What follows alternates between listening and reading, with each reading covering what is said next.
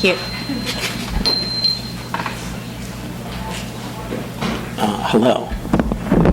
Hello. I'm Ron, and this is Maja. Hi, guys. And these are my books. This is a new one that just came out. What Parsifal Saw. This is a Cartoon Utopia. It's in paperback. I didn't prepare we didn't talk about what we're going to talk about. We already know what we're going to talk about, though. Don't crumble in front of them. I don't know what to talk about. Okay, why don't we start with this? I have a really good idea. You guys want to have some fun and change your mind without any drugs? It's fun. Come on. Okay, this is a mind-altering drawing technique that I came up with a while ago. So I think I have enough paper for everybody, but if not, maybe you guys have a couple of pieces, but I don't know. Maybe we'll have enough. Here, you want to take one, Ron? You got to do it too. Yes. We must do it ensemble. So pass those around. And then I also have drawing utensils as well. But my only request is you guys bring them up when you're done because they belong to my children, and I'll get totally busted if I don't bring them back. Pick a color, any color. I'm going to take the purple one. They're fun.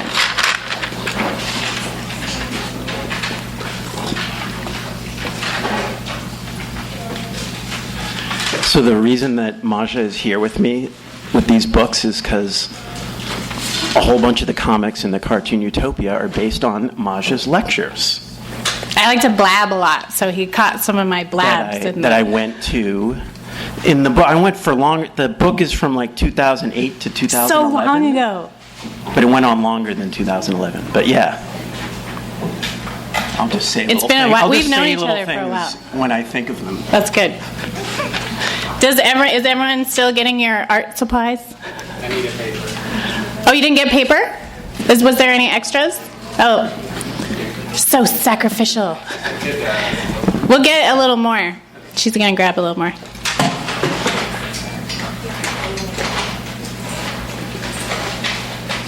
So when you get your paper, if you guys can fold it in half like this so that it looks like a little book. We'll get a couple more. Oh, thank you. Wonderful. And then I think he needs one over there.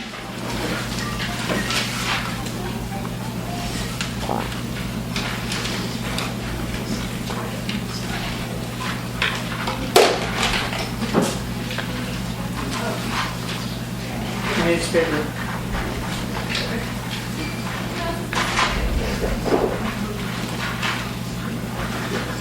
Who's this crayons? This one's broken.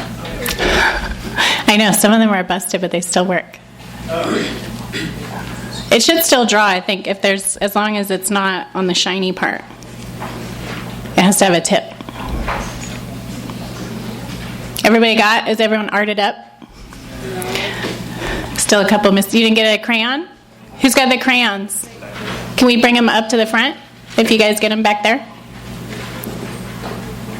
Who's hoarding the crayons? Oh, James, you've totally done this one before.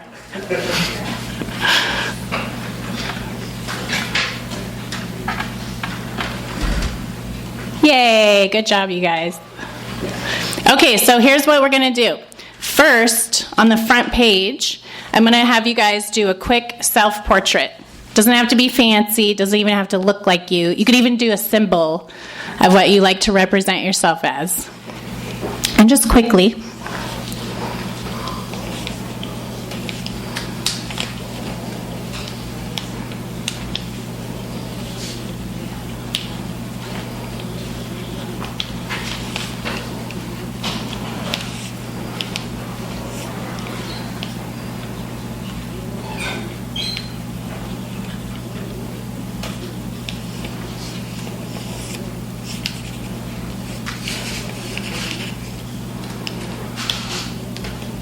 It's weird to draw yourself without a mirror because you have to try to remember who you are.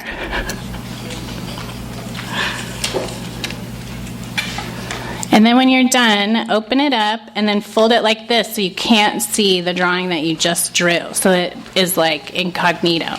So that basically your drawing will be on that side, but we're going to draw on the other side of it. Okay? Now, what I want you to do is redraw the drawing you just did from your memory without looking. Don't cheat. And see if you can get it exactly like how you just drew it.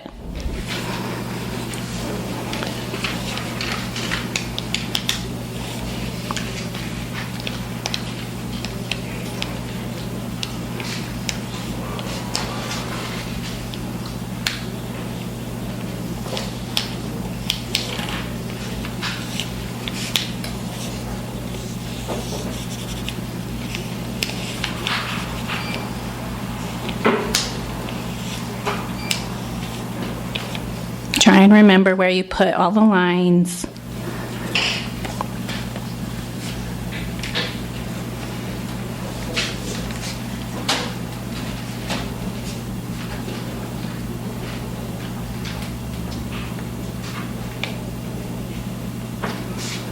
First, you had to remember yourself, and then second, you had to remember your symbol of yourself.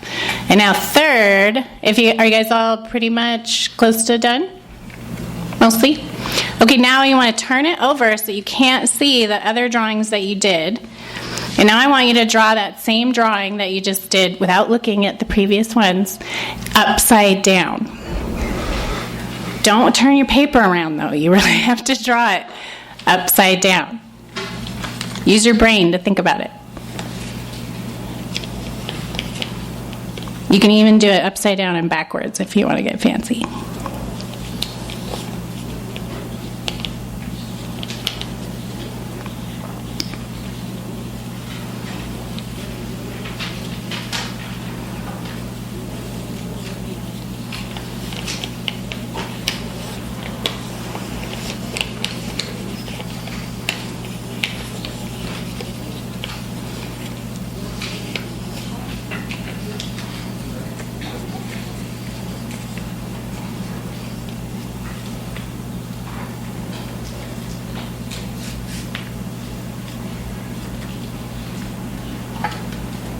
I like yours. It's really good. Let me know when you guys are all done. Pretty close?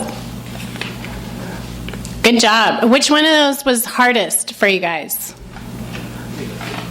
Which one? The upside down one. It was pretty weird. You had to reorient your entire perspective, didn't you? You don't usually do that. You guys, those kind of exercises are really good to do on a regular basis. Do you know who did them all the time? Leonardo da Vinci. Oh, you're so smart. You totally knew it. I saw when you raised your hand. Leonardo da Vinci wrote all his writings upside down and backwards in a mirror format. He did it for two purposes. One, so people couldn't super spy on all of his super genius ideas. And secondly, to keep his mind active. He had a lot of little tricks that he would do to keep him connected to his creative genius. And these kind of little exercises, which may seem like, dumb kindergarten stuff, actually engage your perceptive mind in ways that we don't usually do because we're used to approaching everything in a very straightforward manner. But as soon as you start to even think of a concept that you had upside down or reversed, now we grow. When you do that. And this also happens, P.S., when you have an opinion or an idea, and then you could maybe think of the opposite of that idea, right? Now you're starting to get into alchemy time. So even little practices like doing drawings that might push your brain to think and operate from a different point of view than you're used to taking have a mind-expanding result. So even when you see like comics, you might think comics are kind of dumb. But even drawings that make your mind think of perceptive states other than the ones you hold cause an expansion to occur. So they're really important to do. I've noticed, I don't know who's telling them or why it's happening, but I've noticed a bunch of different cartoonists recently like drawing with their left hand or their non-dominant. Oh, on purpose? On purpose, and like doing like, this is my left hand comic. And I'm like, what? It's like kung fu, right? You have to do some things hard on purpose. I think the idea is if anything ever happens, so you can still you could keep going, like keep working or something. Oh, they could use their feet too if they really wanted to get cool. Yeah, right. But I haven't tried any of those exercises yet. Yeah, try to push your boundaries. Yeah, So if you think you're really comfortable and you're like, oh, I'm such a good artist, I can totally draw anything at all, right? Try to challenge yourself to the next level. Push your boundaries, push your limits. Try to draw things in a different way that maybe you wouldn't have thought of, because you know what happens then? Then we get stuff like cubism or abstract art that shows up all of a sudden. And you guys can do it in your own brain just by shifting the way that you perceive a regular thing. Now you're on par with Leonardo da Vinci and the abstract artists.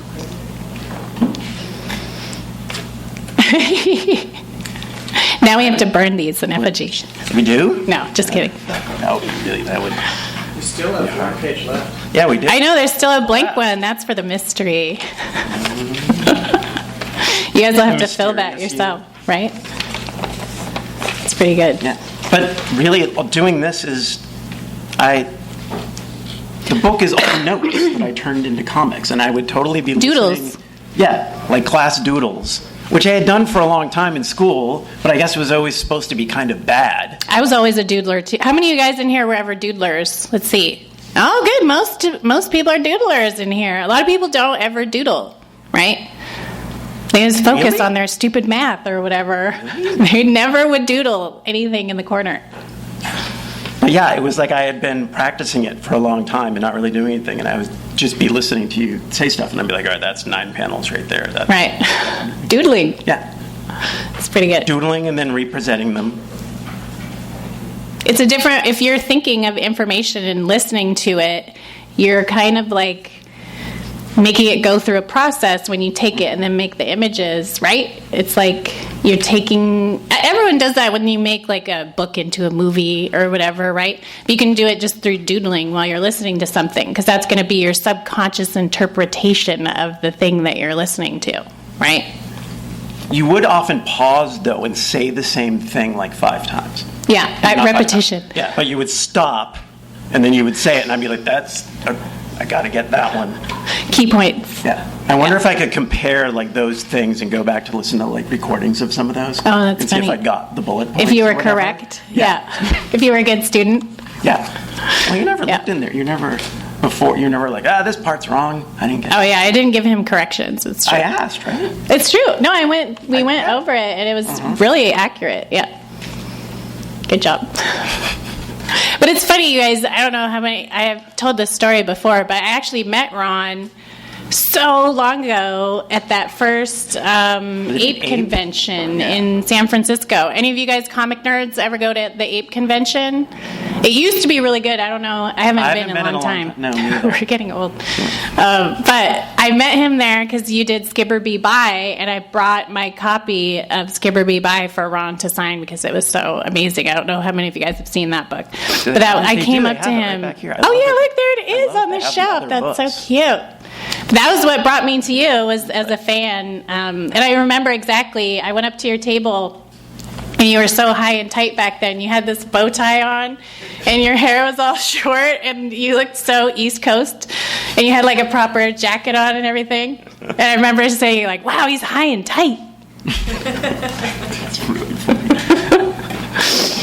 Cartoonist stuff. Right? I think it was, you had just Skibber Be By, and then maybe I remember a meeting couple Sammy other ones. Harcum at that. Yeah, he was there. I was living with him at the time. God, He it owns must have Family been, like, at the Bookstore. same time. Yeah. Have you guys been to Family over? Yeah. So cute. But yeah, you told me, I didn't know what that, like, you were like, well, it's the hero's journey. Exactly. You were like, well, this is that, and this is, they're all you, I think you said. And I was just like, oh, gee. But Skibber Be By is this, like, it's my, like fiction 300-page, like, graphic novel, and I don't know, I just wrote it over a course of, like, maybe, like, 2 years. But Did it I was just come trying to, out of you? Yeah. Yeah. But I was in my early 20s, and I was just, like, trying to write a long thing, like a script or a book or a movie or like whatever. I mean, I knew it was going to be a comic book at the time. I wasn't thinking of those other things really, but like I just assumed that like I don't know how people write fiction novels. But yeah, I was just like, I would just get the idea and it would just, yeah. When I read it, it now when I was look at it, stream it's of all, consciousness and when I style. look at it now, it does seem all like archetypal. It seemed very like Yes. stream of consciousness. Like it just went, like you were going like on a train ride, right? right? Do you guys ever read comics like that where it's just like, here we go, and then it takes you on a little trip? I love the books like that too, or even a lot of art will just take you by what their thought stream is, and you just kind of get to jump in it for a minute, and then you have to follow along. That's how Skibber Be By was, I felt like. Yeah. Again, when I look at it now, all of it seems to make more sense, like in hindsight. But you didn't know what the symbols were at the time. Yeah, no, I had no idea. Yeah. Or why it went a certain way and stuff like that. Oh, so this is interesting. So now that you know the symbolism, do you feel like you draw in a different way than, say, Skibber Be By, because you're thinking about it purposefully rather than just having it come through? No. It still comes out the same. Yeah. I still feel like I'm not really in control of what's going on. Oh, that's good. Yeah. So you didn't lose it. Yeah, that's probably why I'm interested in this stuff, because like drawing all the time, I was just like, I've never really understood what comes out or why, what's going on with it. I think that kind of central mystery to what's going on has made me like be interested in all this. And it just keeps, kind of stuff. Then you don't stop yourself either by having to like check stuff out or see if it's correct. You just go. Yeah, kind of, which is me being a cartoon. There's parts of being a cartoonist that have been really weird that way, because it's not, the stories don't always make sense. The more time that's going by, there's like less sense that it's making and stuff. But right. I do feel like I'm getting to a point now where people kind of expect that of me. Oh, so you're off the hook. Yeah, a little bit, Now that I've got another book to put in there, I know, let's talk about your new book there. The new book is half of it is Cosmogenesis, which is Madame Blavatsky. I think it's the craziest thing about this book is I got Fantagraphics, someone to publish 40 pages of Madame Blavatsky text in a cartoon version, which I don't think anyone's ever done. No one's ever done that. How many of you guys know who Madame Blavatsky is?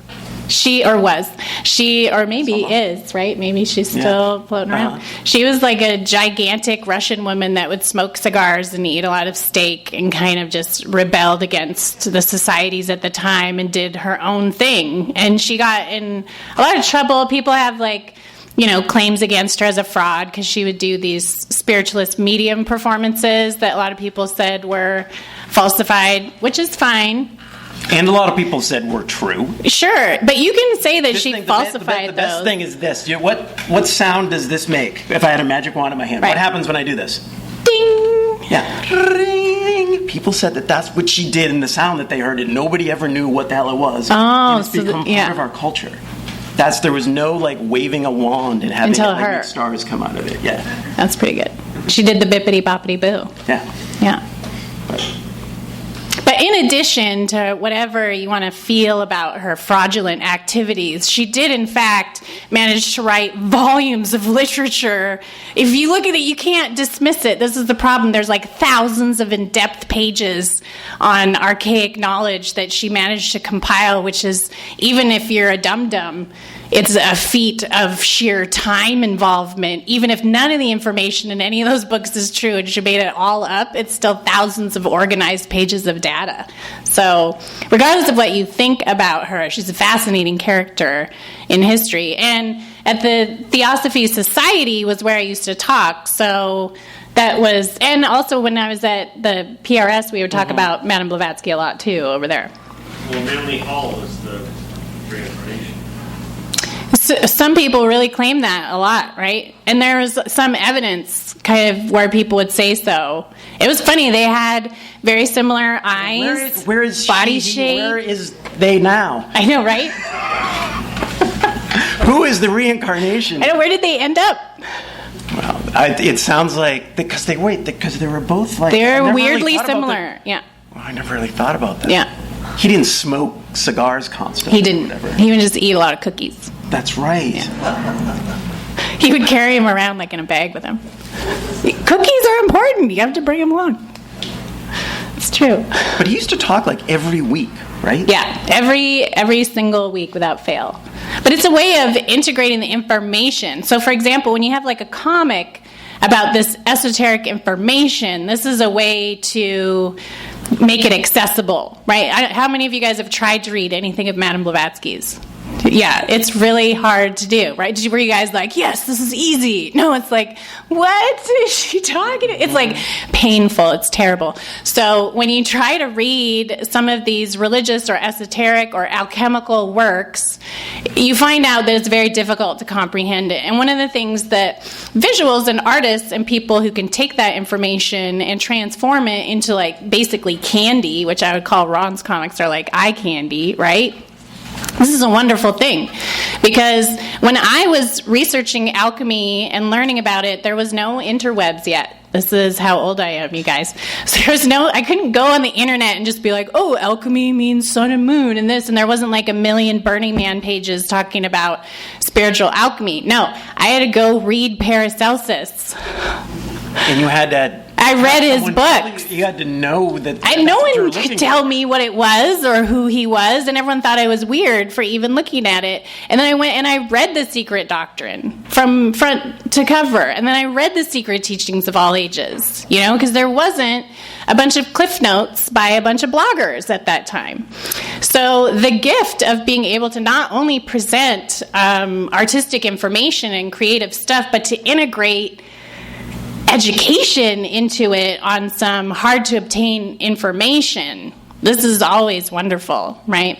And I mean, a lot of subject matters of comics will usually look at, the human condition in one form or another, or just fun stuff too sometimes. But when you can get, those ones that will also educate and inform you, that's the best combo. For me, I'm a nerd though, but when I can have fun and learn, that's always good. But yeah, a lot of the stuff I think a lot of other cartoonists might take this stuff and put it into a story with their characters. Or right, integrate it, yeah. Whereas I mostly am just... But not the data. No. You're right. Yeah. Yeah. But the raw data of this material gets into a lot of sciencey stuff, so it's hard for people to take in sometimes, So having it available in a nice... You should totally make science books, too, that would help people... Yeah. I mean, a lot of this stuff in the first one talks about the cosmogenesis, where the breaking apart of energy and stuff like that, which is accurate scientifically. So, yeah, the Blavatsky stuff. What I pretty much did is there's the whole encyclopedia. Yeah. But then there's the paperback readers thing. Yeah, her little Cliff's Notes. Yeah, the Cliff's Notes thing, and I took that. In this, it's just every time I saw something that was really cool and visual, I just highlighted it. Yeah. And then when I was done, I was like, oh, that's 40 pages of I'm going to draw these ideas. Right. And just strung them together. Is that how you work? Do you feel like you just kind of get concepts and then go from the concepts? Yeah, pretty much. I'll have the concept, and then with these ones, I just had the sentences or the paragraph, and I was just would sit down and be like, oh, today I've got to draw this. And it's just got this, fantastical thing. I'm just like, all right, whatever that image is. It's pretty good. But yeah. Do you ever get flack from people for your subject matter? No. Oh, that's amazing. Really? Maybe by what kind? I don't know. I do feel like going into this material, I did actually expect to be more to get emails from people. Right. Just being like, don't talk about this subject, or you don't know anything about Paschal Beverly Randolph, or you don't. And it's been really even the Blavatsky stuff. I put this in this book because they put a bunch of the drawings in Quest. The Theosophical Society contacted me. Did they publish them in Quest? Yeah. Oh, that's so cool. Well, that's what you were talking about, whether Blavatsky's arrived, when they sent me 3 copies on the shrink wrap somebody had written in Sharpie. Thanks for keeping my light alive, signed HPB. Oh, that's cute. And I was like, but they channeled her I got it. The joke of them channeling her and writing her name. So she, sent me copies of it and stuff. That's pretty good. Yeah. Right. But yeah, once they had, I was surprised, and and I even asked them. I was like, "Well, can you look and make sure?" And there was one thing in here where it's you instead of them, or there was one thing where this one word is wrong. It was and that was tense of something. Yeah, so it's pretty good. No, I've been very surprised to be able to do this stuff. Yeah. Have all you guys read the Cartoon Utopia? Most folks. What did you guys think? Was it pretty easy to get at? Come across? I mean, it's a lot of stuff in it. I mean, it's so big. How long did it take you to do the whole thing? To draw it all? All the comics in that. Would you say, what's the time span? Like 4 or 5 years. 4 or 5 years, yeah. But I stopped myself to do that book. Everything that's in here, I already knew I wanted to do. and could have been in that, but I'd like still be doing it. Right. So yeah, I stopped it at a certain point to do it, but yeah. But they're kind of related. Yeah, Yeah. definitely. Even the Wonder Woman thing at the end. There's Wonder Woman, the second half of the book, it's Wonder Woman, Diana, I guess. It doesn't say that it's Wonder Woman. I know he'd get in really big trouble, you guys. Talking about getting in trouble. Don't get him in half trouble. The book, I don't think I'm going to get in trouble. The second half of the book, You could get in trouble. I could get in trouble. But I don't think so. We had all these crazy synchronicities with Wonder Woman, you guys, because Ron started researching it. You guys know that chick's book came out on the Wonder Woman. I don't know how many of you guys read that. If you're super comic nerds, you might read that kind of stuff like we do. But she talked about like the creators of Wonder Woman and what some of their history was, but she left out all the best parts for fear of controversy, I assume. I guess, although I don't know why you would want to not talk about those parts, but... I think maybe not knowing enough about the subject matter. Maybe to be honest. Yeah, right. I think because when I asked her about it, we're talking about there's a book about the people who created Wonder Woman, William Moulton Marston, who is very interesting and amazing. Yeah, he helped invent the polygraph, stuff like that. Did you guys know that? The creator of Wonder Woman helped invent the polygraph based on her golden lasso of truth. This is amazing to me. I can't even believe. Do you guys know there's a technology that they use in forensic science that was invented by the creator of Wonder Woman? You guys know this? Which also makes the polygraph seem even less real. Or like, why? Because whenever I hear I'm like, wait, they use that really in court? Right. I know. How does that work? It's a golden lasso. That's how it works, right? Yes. But we got really into it, and then we did a talk, which we're going to do another one May 20th. Yes. For those of you guys. Just about the whole Wonder Woman esoteric occult history. At the Steve Allen Theater, which they're going to be closing too. If you guys haven't been to see anything through Trepanney House, our friend Amit runs it. They're going to be closing soon, and they're building condos there. Boo, greed. But the Center for Inquiry is worth like checking out their Dude, it was started by Steve Allen, right? There's that head. I love that. Where's that sculpture going to go? I know. What are they going to do with all that stuff? It's outside. You can walk over there and see it, right? It's like 2 blocks from here. It's a head that's in a cage. Yeah. And the head is made out of the thing that's encaging the mind is all of the symbols of all the world religions put into like one giant thing. It's like a Star of David with a cross coming off of it and all. Some of the symbols, it's like, what is that the symbol of? Yeah. But if they're there, they'll tell you. It's true. That theater became the hub of the Skeptic Society and a lot of atheists too, right? I think it was the atheists and the skeptics would all hang out there at that theater. Like all the biggies would come for events there all the time. But I feel it seems to me like the skeptics and like the PRS, the occult. It's like they've got so much. I know we got to similar. do magic stuff at the Skeptic Society, which I thought was pretty hilarious. But if you get a chance to go see stuff there before they totally close, I think they'll be there like through the end of the year or something. But yeah, yes, it's true. Does anyone have questions about stuff? When you were illustrating the Blavatsky nuggets, have you taken away any of them for use in your current life? Oh, that's a good question. From Cosmogenesis? Yeah. You're like, let me see. What do I do in here? It's hard to know. I do. That one's more worldview type of stuff, right? This is more worldview, and I don't even know the whole theosophical worldview, like the universe forming thing, is very curious to me, and I think that the whole idea of like even in science, the forming of the universe seems so mysterious. But Madame Blavatsky was very controversial at the time because this was before everyone had popularly accepted Darwinism. Darwinism was just kind of starting as this thing like, hey, how about this maybe? But there was actually multiple evolutionary theories, which P.S. you guys might want to check out because Darwin was wrong about quite a few things. Just saying. But there was alternate evolutionary theories. And this was what happens when science only adapts one thing as truth, which I always think it's dangerous to think that only one thing is true and then nothing else is true, right? That's how you get like brainwash cults and stuff. So basically science has brainwash culted everyone to think that Darwin's theory of evolution was the only one, which it was not. So in Blavatsky's material, she presents she presents several other possibilities of evolutionary theory for the creation of the universe. So that's what's in Cosmogenesis, basically, are these alternative theories to the Big Bang. At the time, this was in like the late 1800s, I think, that she was doing it. So it was really at that time when people were becoming aware of that kind of stuff. Yeah.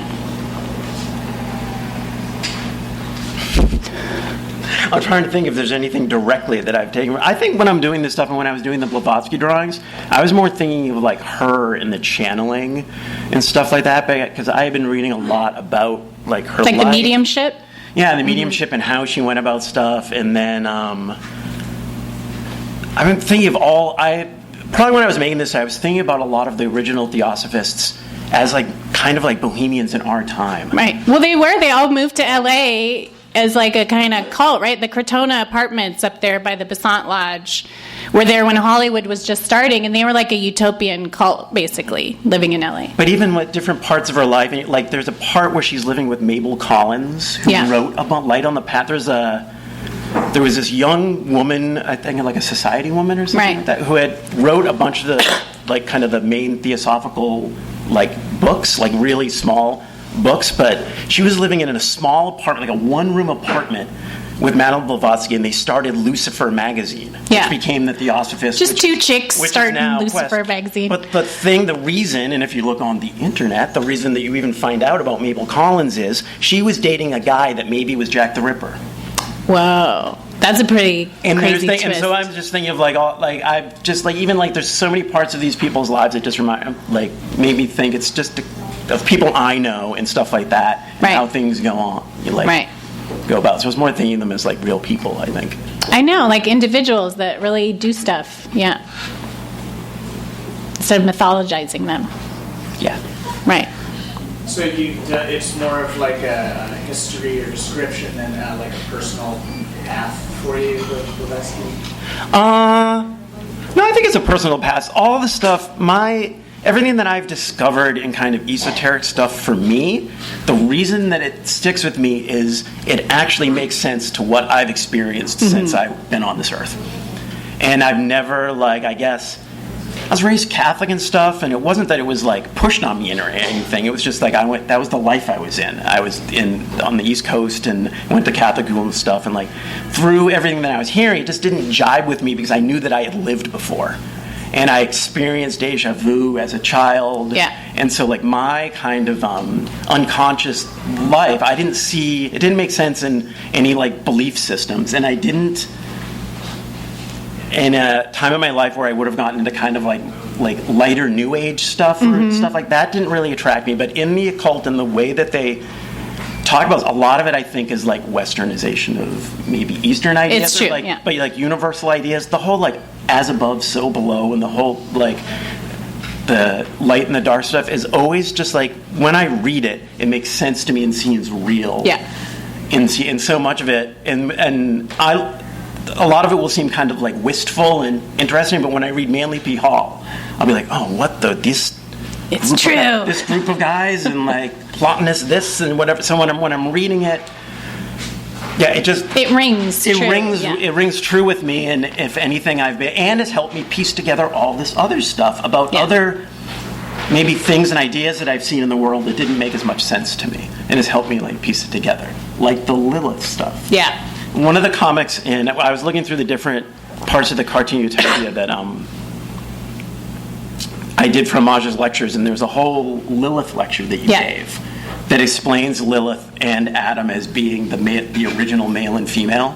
That to me, it's a biggie, especially with all this trans stuff happening now. I think it's important for people to understand that the prototypical human in the largest religion that everybody knows about, Judeo-Christianity, was in fact hermaphroditic. It was not Adam and Eve. It was one thing that was both male and female, right? It's total transsexual, which I think is just kind of funny, right? And then it gets all this guff throughout time and history, and then the King James Bible denounces it, even though King James was the gayest man on earth at the time, which makes no sense to me either. It's just all very much was part of the history and religion, and then was absolutely extracted from it and left out for, you could get into however many conspiracy theories you want about that. But the fact of the matter was it was removed. And that Adam was always thought of as a man. How many of you think of Adam as a man? It was Adam Kadmon, which was an entity that was male and female in total hermaphroditic form. That's the basis of Judeo-Christianity. It's funny, right? Come on. I think it's funny.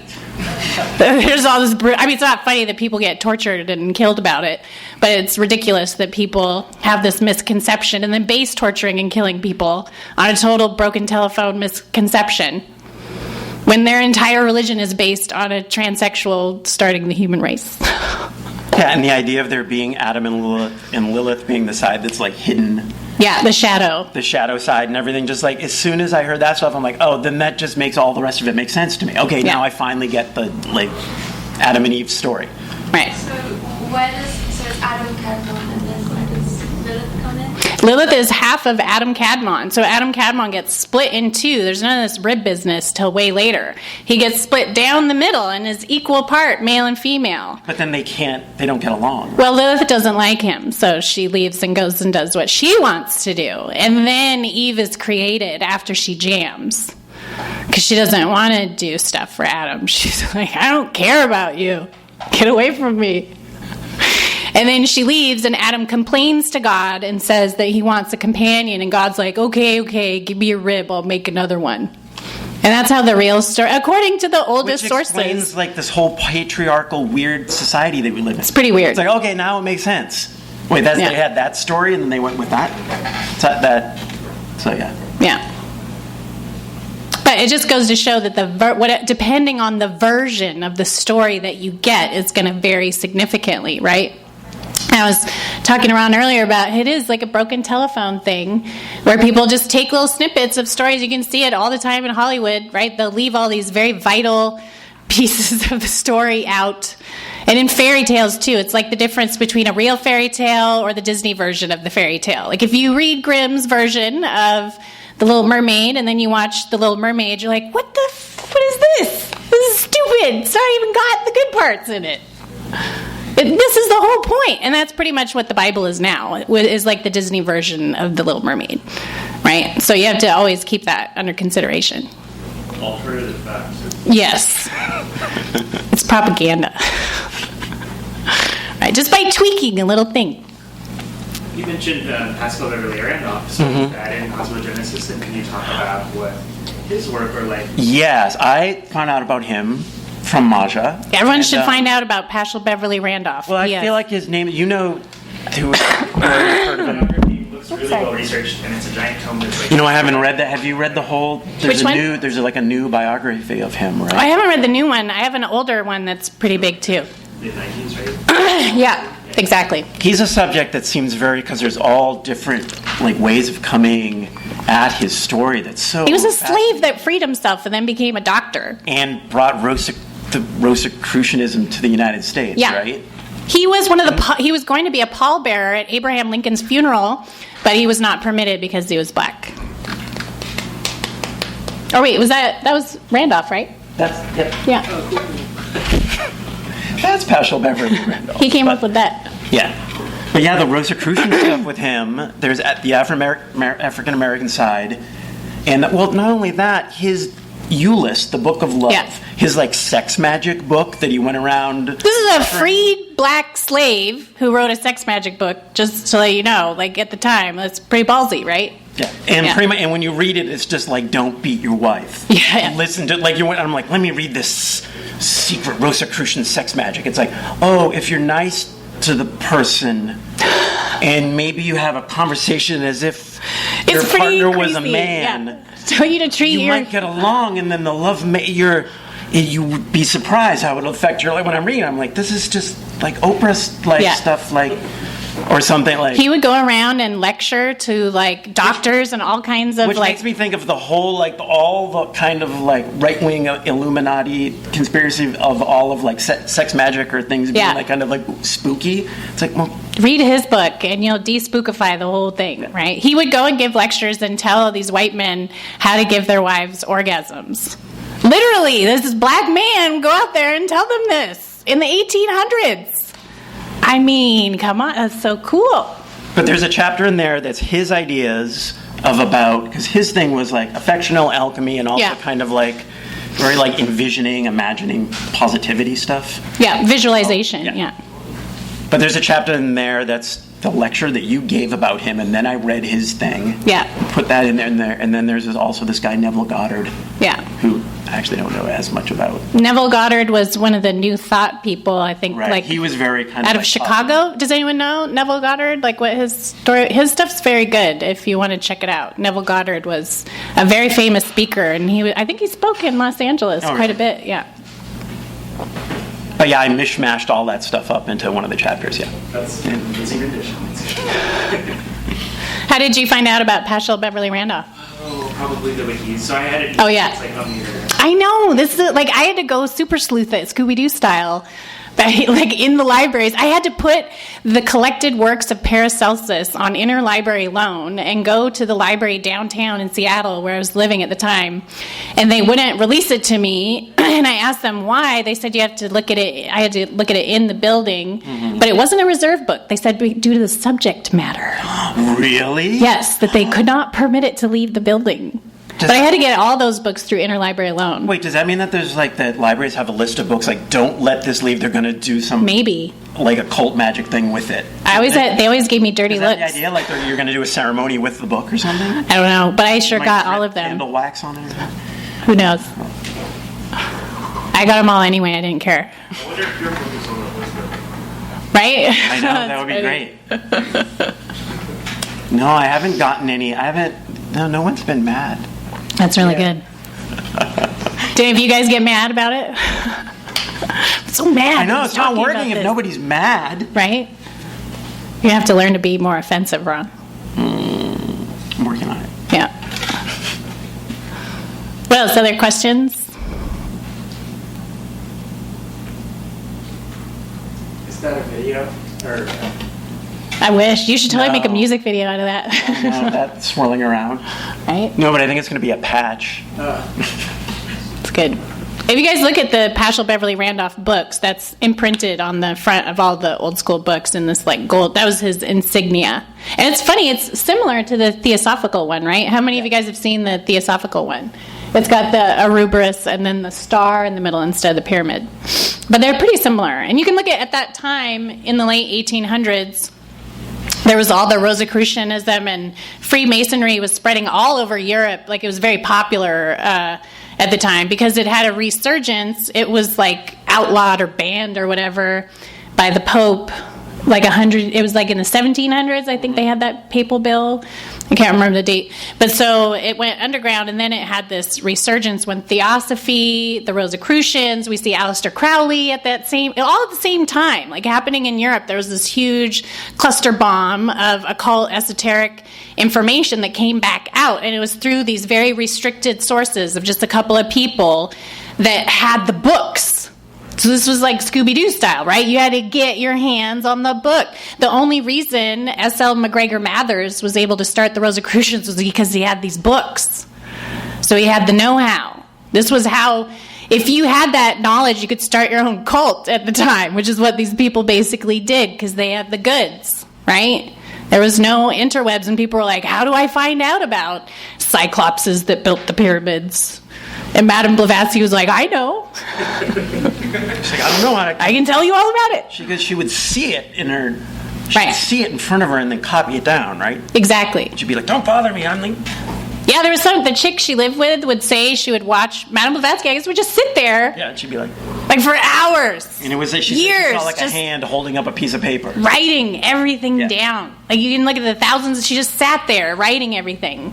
But then all the stuff that she wrote is in books that were very far away. Yeah. And so people have looked, they're like, well, she's got to be lying because there's Yeah, no way that's she true. copied this shit from this book, but she had to go to Japan or Tibet. Yeah. Yeah. The thing about her going to Tibet is just like she didn't go I know, to Tibet. the consensus seems to be Yeah, she she lied. says she went to Tibet and read all these books and then wrote them down from memory later. Right. But she didn't because there's no way she could have gotten to Tibet, but she still wrote it all down. So But the information was still both sides good. are kind of crazy. Yeah, I know, it both doesn't sides make of the any story sense. Make any sense, yeah. It's hard to find out the truth, you guys. I don't know if any of you guys noticed that.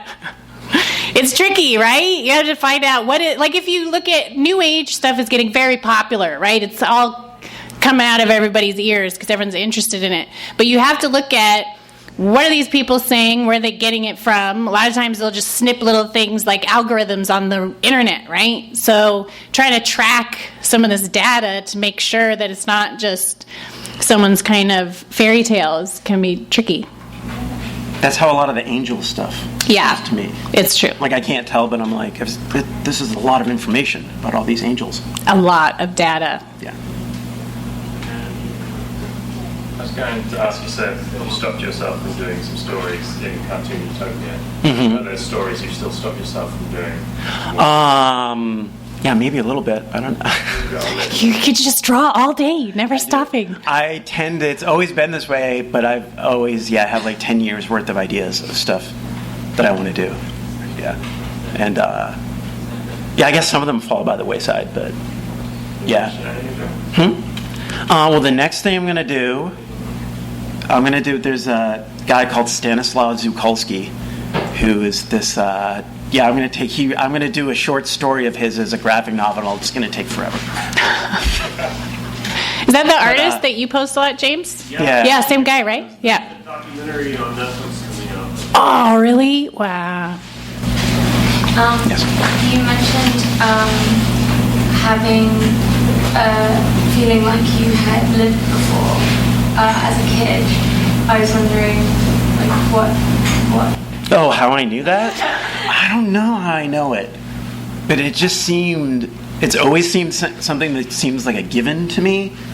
And I think when I was a kid, I definitely, I almost sense this kind of like frustration. And when I see it in kids, I think of myself as like the frustration of being a kid. I totally remember just being like having my arms and legs and knowing that they could work and that I used to know how to make them work.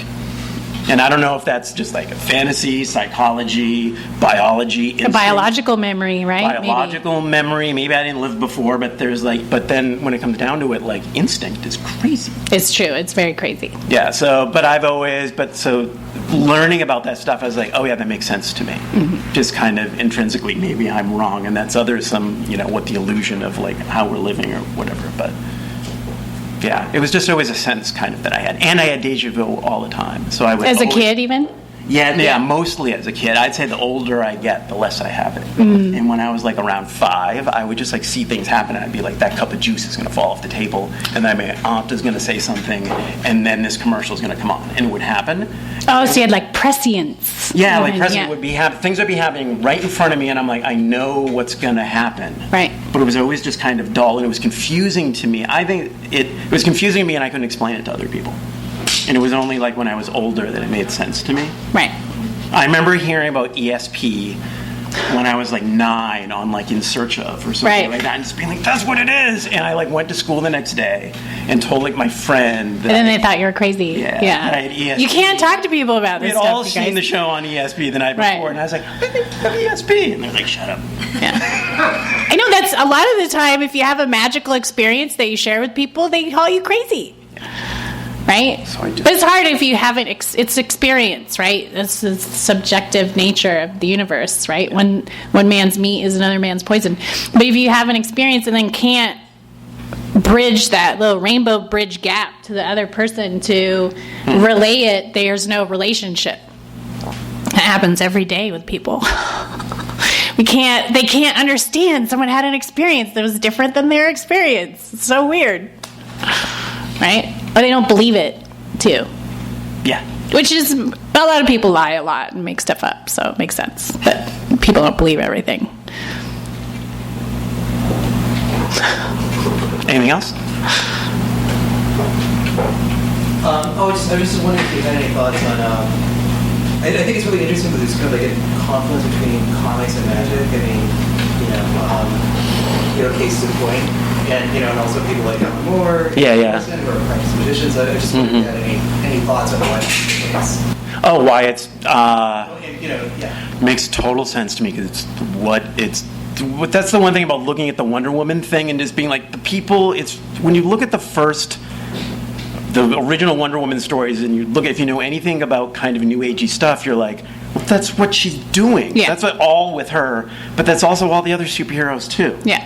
To me, so it kind of Most superheroes the whole are idea magicians. Of having superpowers, is kind of like in that idea. As Right. far as people doing work about it now or recently, I think different people have different reasons. It kind of makes sense with the science fiction thing. For me, it all seems like really interesting stuff for fantasy and science fiction. I think people have used it in a lot of different ways. Those two guys are pretty polar, like, differences about the way they're doing Yeah, it. it's funny. Right. But if you're an artist, you're actually a magician. A lot of people don't know this.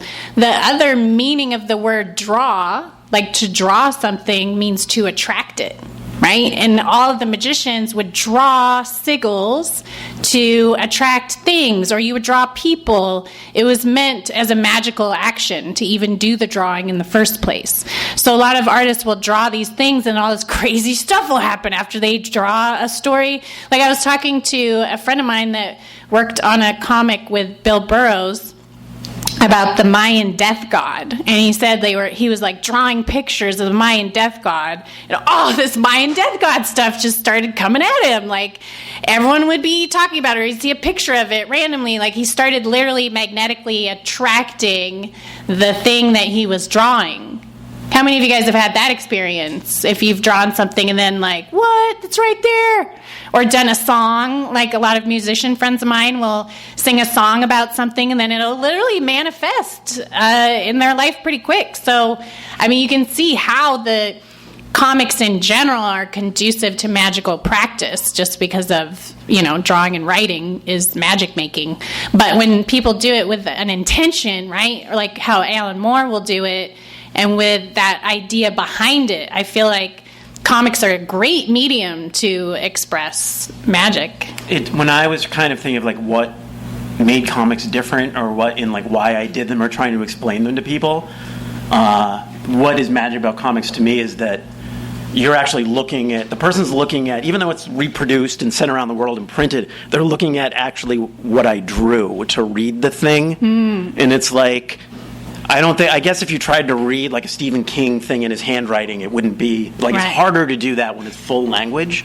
But the fact that people are actually just like one-on-one looking at my drawings. The image itself. Seems super magical to me. Or like unlike anything else. Which is, kind of ancient way of doing stuff. Yeah. Drawing stuff with a stick seems pretty basic human, like, desire things. Yeah. I know, it's weird. Who started that? That's a good one. Let me get this stick, and then I'll make it. Like machine, like why we make tool It's making. technology, right? Yeah. Tools. Yeah.